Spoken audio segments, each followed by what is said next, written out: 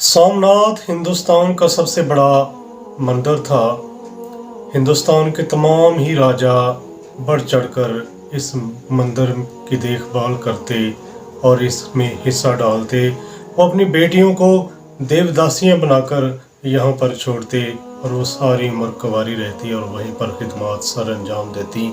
इसके अलावा तकरीबन 2000 ब्राह्मण हर वक्त पूजा पाठ में मसरूफ़ रहते। 500 गाना बजाने वाली औरतें भी वहाँ पर अवेलेबल होती। इसके अलावा 300 कव्वाल भी हर वक्त वहाँ पर मौजूद होते। ये मंदिर इतना बड़ा था कि इसके 66 पिलर थे और इसके अंदर हीरे जवाहरात रोशनी मुहैया करते थे। इस मंदिर के अंदर एक बहुत बड़ा बुत था, ये सोने का बुत था और इसके अंदर बेशुमार हीरे जवाहरात और मालो दौलत छुपाई हुई थी।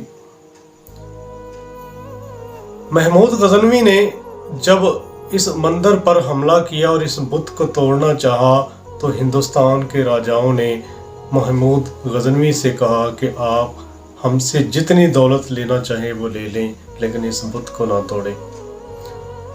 लेकिन महमूद गजनवी ने कहा कि मैं ऐसा नहीं करूंगा, और उस वक़्त के जो आलम थे उनके साथ उन्होंने भी कहा कि आपको इतनी दौलत मिल रही है तो आप इस बुत को छोड़ दें, आप दौलत ले लें, ये मुसलमानों के काम आएगी।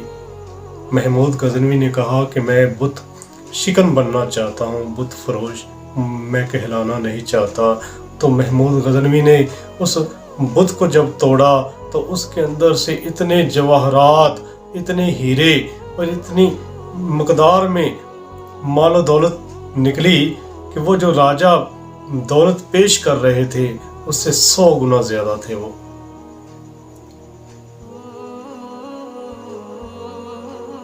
इस ज़िमन में ये बात भी लिखी है तारीख में कि वो बुत बनु उमैया के एक सरदार ने फतह मक्का से एक रात पहले चोरी छुपे वहाँ से भेजा था हिंदुस्तान की तरफ, और ये कहा था कि जब हालात बेहतर होंगे तो ये बुत हम वापस बुला लेंगे, मंगवा लेंगे। लेकिन फिर ऐसा मुमकिन ना हो सका। लेकिन उसके बाद बनु हाशम से महमूद गजनवी आया और उसने इस बुत को तोड़ा और तोड़कर वापस इसके अंदर से हीरे जवाहरात ले गया।